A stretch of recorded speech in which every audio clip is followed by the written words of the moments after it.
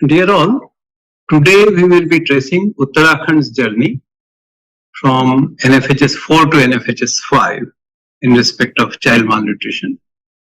It's a story which creates feel-good factor. Of course, there are some concerns or a puzzle which remains. We'll come to that.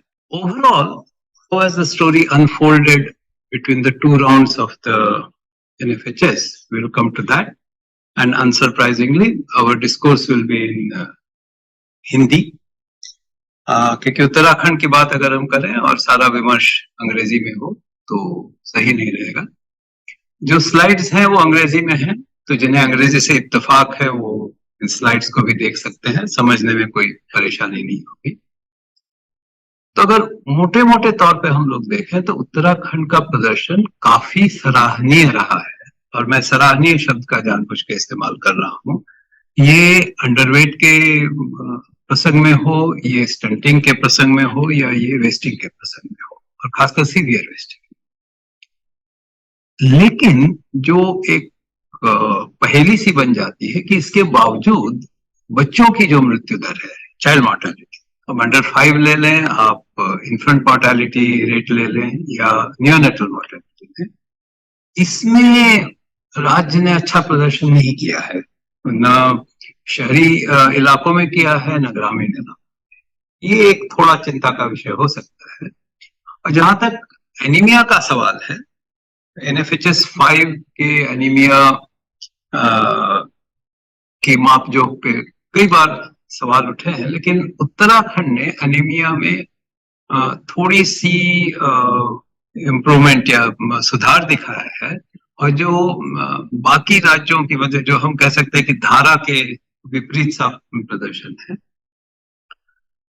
छोटा राज्य है, लेकिन इसके बावजूद जिलों में जो प्रदर्शन है उसमें काफी फर्क है। तो इसलिए जरूरी है कि हम इसे नक्शे के सहारे देखें, ताकि हमें इस बात से इत्तेफाक हो कि राज्य में अगर कुपोषण घटाने की पहल करनी हो तो एक विकेंद्रीकृत तरीके से उसको करना पड़ेगा। अलग अलग इलाकों के लिए अलग अलग हमें रणनीति अपनानी पड़ेगी।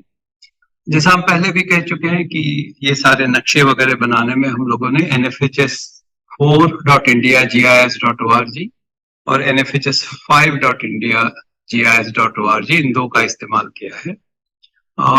हमारे दर्शक खुद भी इन साइट पे जा सकते हैं और अपने हिसाब से अपना विश्लेषण भी कर सकते हैं और कई बाकी चीजें देख सकते हैं। काफी यूजर फ्रेंडली जिसको कहते हैं वैसी साइट है। एक पहले ओवरव्यू रहे, जो हम देखेंगे कि सर्वभारतीय स्तर के मुकाबले में उत्तराखंड का प्रदर्शन अच्छा था भी और अच्छा है। ये एक रेफरेंस के हिसाब से हम ये स्लाइड डालते हैं ताकि लोगों को पूरी बात से इत्तेफाक रहे। लेकिन जब हम राज्य में जिले के स्तर पे आते तब हम देखेंगे कि जहां तक अंडरवेट का सवाल है, बहुत ही सराहनीय प्रदर्शन रहा है राज्य का। हम लोगों ने NFHS 4 और NFHS 5 के जो कट ऑफ्स हैं लाल, हरे और पीले पट्टों के लिए, वो बरकरार रखे हैं, क्योंकि यहाँ उत्तराखंड की तुलना खुद से की जा रही है। हम उत्तराखंड की तुलना किसी दूसरे राज्य से या केरल, तमिलनाडु या उत्तर प्रदेश के लिए उससे नहीं कर रहे हैं। उत्तराखंड की प्रतियोगिता खुद से है 2 राउंड के बीच में। उसमें हम देखेंगे कि काफी अच्छा प्रदर्शन रहा है। जो डेटा रेंज है वो भी घटी है, और खासकर जो उसका ऊपरी छोर है, मतलब 44% बच्चे अंडरवेट थे और ये घट के अगर 27 पे आया है, तो ये अपने आप में एक बड़ी बात है। जो निचला छोर है 16.6 से घट के 10.9 तक आना, वो भी सराहनीय है, क्योंकि जैसे जैसे ये घटता जाता है प्रतिशत, तब तक वो ज्यादा चढ़ाई जो है वो तेज होती, मतलब वो कठिन होती जाती है चढ़ाई, जब हम नीचे की तरफ ले जाते हैं अंडरवेट या स्टंटिंग या वेस्टिंग के प्रतिशत। अगर हम देखें वहां राज्य में हम सुधार तो काफी देखते हैं। हाँ, एक उत्तर काशी और चमोली, ये 2 जिले हैं जहां पे थोड़ा सा ध्यान देना पड़ेगा राज्य सरकार को या समाज को भी। ये जो डेटा रेंज है वो घटी है, तो 22.9 से घट के 20.9 होना सामान्य सी घटत है, और ऊपरी छोर पे देखें तो 39 से 34, ये अच्छा है, स्टंटिंग के मामले में इसे अच्छा माना जाता है। लेकिन अंडरवेट में जैसा सराहनीय प्रदर्शन है, स्टंटिंग में प्रदर्शन अच्छा है, लेकिन अपेक्षाकृत थोड़ा थोड़ी समस्या है।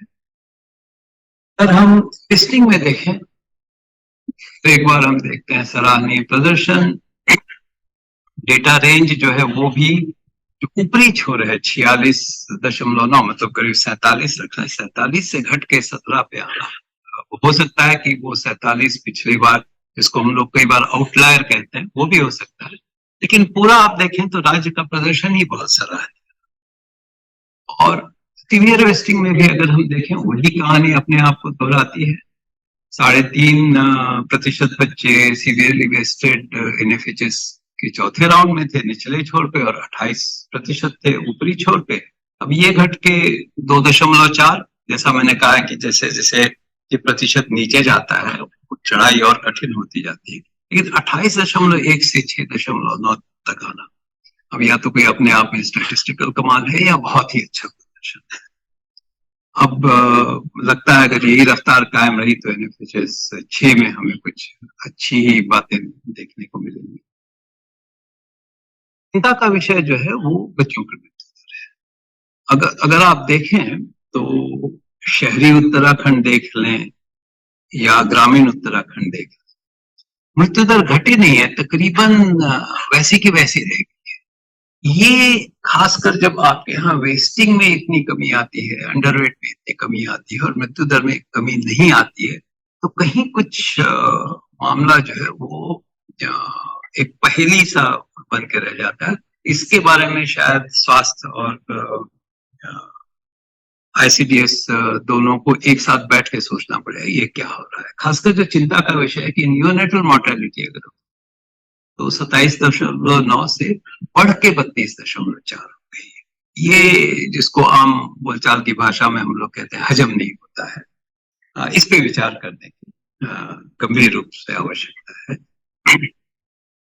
एनीमिया में अगर हम देखें तो हम बार बार कहते आ रहे हैं कि NFHS5 के एनीमिया के आंकड़े जो है उनको थोड़ा सा नजदीक से देखने की जरूरत है वगैरह वगैरह, लेकिन धारा के विपरीत राष्ट्रीय स्तर पे जो दिखा है, कई राज्यों में जो हमें ट्रेंड दिखी है, उस रुझान के विपरीत उत्तराखंड ने एनीमिया के मामले में, जहां तक बच्चों का सवाल है, उनकी वो डेटा रेंज तकरीबन वैसी ही रही है, घट गई है थोड़ी सी।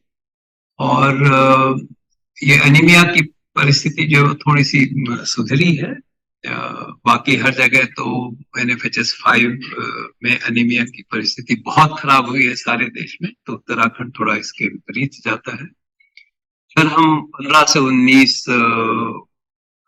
ग्रुप की महिलाओं को देखें तो वहां भी ऐसा ही है, ये धारा के विपरीत फिर हुआ है। हाँ, अपेक्षाकृत हिसाब से अगर देखें तो डेटा रेंज जो है वो ऊपरी छोर पे थोड़ी सी बढ़ी, और जो दो चिंता के जिले हैं, जो उधम सिंह नगर है और उत्तरकाशी, वहां पे थोड़ा सा ध्यान देते। हमने एक इस बार रोचक काम, हमने देखा कि बागेश्वर और रुद्रप्रयाग, ये स्टंटिंग कह लें, अंडरवेट कह लें, वेस्टिंग कह लें, हर एक में बेहतर प्रदर्शन दिखाते हैं। तो हम लोगों ने देखा कि जो WHO का जिसे रेफरेंस कर्व कहते हैं, अब तक हमारे कई एपिसोड्स में आप इसे देख चुके हैं, उसके मुकाबले जो आदर्श तो नहीं कहा जाता है, लेकिन जो प्रमाण एक या मानक हम कह सकते हैं, तो WHO के मानक की तुलना में उत्तराखंड की ये दो जिले जो है वो कैसा प्रदर्शन, तो आप देखेंगे बागेश्वर में, जिसको मैं लो बर्डन या जिसको कहता हूं closest to the goal post, मतलब गोल के बिल्कुल करीब गेंद पड़ी हुई है, उसे किक मार कर गोल में डाल देने की जरूरत है। गोल क्या है? कुपोषण से। तो इसमें अगर हम देखें तो NFHS5 में जो ये हरे रंग का बेल कर्व है, वहां बाएं तरफ अगर आप देखें -3 सिग्मा, वो स्टैंडर्ड डेविएशन कहते हैं, उससे नीचे कोई बच्चे नहीं थे। लेकिन ये लाल और हरे बेल कर्व में -3 सिग्मा के नीचे जो छोटा सा पट्टा है, वो इस बात को दर्शाता है कि इसे शून्य पर लाया जा सकता है अगर राज्य इसके पीछे लग जाए। तो खासकर ये वेस्टिंग में, वेट फॉर हाइट में, ये और प्रखरता से आपको नजर आता है। बहुत ही छोटा सा पट्टा है। वेस्टिंग में अगर देखें तो बागेश्वर का जो लाल रंग का जो बेल कर्व आपको दिखता है, वो करीब करीब डब्ल्यूएचओ के मानक से एकदम सटा सा लगता है। और स्टंटिंग में, जैसा हम बार बार कहते हैं, स्टंटिंग से मुक्ति दिलाना ये आसान नहीं है। टेढ़ी खीर तो नहीं कहूंगा, लेकिन ये आसान नहीं है वेस्टिंग और अंडरवेट। तो वहां थोड़ा सा तो गम खाना पड़ेगा। वही हालत हम देखेंगे रुद्रप्रयाग। रुद्रप्रयाग में फिर देखें, अंडरवेट में अगर आप देखें, थोड़ा छोटा सा हिस्सा है जो -3 सिग्मा के नीचे है। वेस्टिंग में अगर हम देखें तो रुद्रप्रयाग का जो बेल कर्व है वो करीब करीब डब्ल्यूएचओ के मानक कर्व से बिल्कुल सटा हुआ सा चल रहा है। बस इन्हें -2 सिग्मा से नीचे जो छोटा सा एरिया है वो इस बात को दर्शाता है कि वहां कितने बच्चे तकरीबन मॉडरेट और सीवियर वेस्टिंग का शिकार होंगे, उन पे ध्यान देने की जरूरत है। तो अगर स्वास्थ्य और पोषण वाले विभाग इसके पीछे लग जाए तो हमें आश्चर्य नहीं होगा कि रुद्रप्रयाग और बागेश्वर खुद को सैम मुक्त तो कर ही लेंगे। हो सकता है सैम और मैम मुक्त भी कर लें, सीवियर अंडरवेट मुक्त भी कर लें, और मॉडरेट अंडरवेट मुक्त भी कर लें।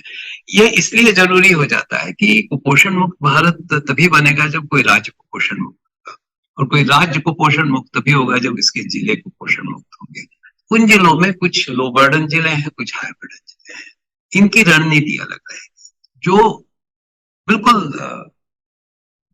गोल पोस्ट के करीब जिले हैं उनके लिए एक अलग रणनीति बना के कम से कम व्यवस्था में आत्मविश्वास पैदा करें कि हाँ साहब, कुपोषण से मुक्ति मिल सकती है। उसे वहां पर फिर होल्ड करके रखना भी पड़ेगा। लेकिन ये हमने देखा कि दर्शकों को ये चीज दिखाना जरूरी है। हर राज्य में ऐसा किया जा सकता है और कई राज्यों के विश्लेषण में हमने ये दिखाया भी। कुल मिला के हमें क्या लगता है, अगर हम संक्षेप में कहें तो उत्तराखंड ने काफी अच्छा प्रदर्शन किया है बच्चों के कुपोषण को घटाने के मामले में NFHS 4 और NFHS 5 के राउंड के दौरान, और हम आशा करते हैं यही ट्रेंड कायम रहे। लेकिन जो चिंता का विषय है कि वेस्टिंग और सीवियर वेस्टिंग में इतनी कमी आने के बावजूद चाइल्ड मोर्टेलिटी, इन्फेंट मोर्टेलिटी में घटत नहीं आई है, और नियोनेटल मोर्टेलिटी थोड़ी सी से लेकिन बढ़ी है। इस पे ध्यान देने की जरूरत है। एनीमिया के बारे में हमने जैसे कहा कि बच्चों का ले या 15 से 19 वर्ष की महिलाओं का ले, तो उत्तराखंड का प्रदर्शन जो है वो राष्ट्रीय धारा के विपरीत, या मतलब भाव के विपरीत गया है, और प्रदर्शन अच्छा रहा है। इसीलिए हमने ये शब्द यूज किया है, बकिंग द नेशनल ट्रेंड। और जैसा हमने कहा कि बागेश्वर और रुद्रप्रयाग ये जिले लगता है कुपोषण मुक्ति के मामले में सबसे आगे हैं। क्या उत्तराखंड इस पर ध्यान दे के ये कुपोषण मुक्त करके ऐसी ही मिसाल कायम कर सकता है जैसे केरल ने साक्षरता अभियान के समय की? जो दर्शक उस समय जिन्हें याद होगा कि जब एर्नाकुलम ने और कोट्टायम ने कहा था कि हम 100% साक्षर हो गए, तो उसे नई चेतना का संचार हुआ था। हो सकता है कुपोषण मुक्ति के मामले में उत्तराखंड वैसे ही चेतना का संचार कर दे। हम इस सुझाव के साथ दर्शकों से ये विदा लेते हैं और बाकी राज्यों के विश्लेषण की तरफ बढ़ते हैं। धन्यवाद।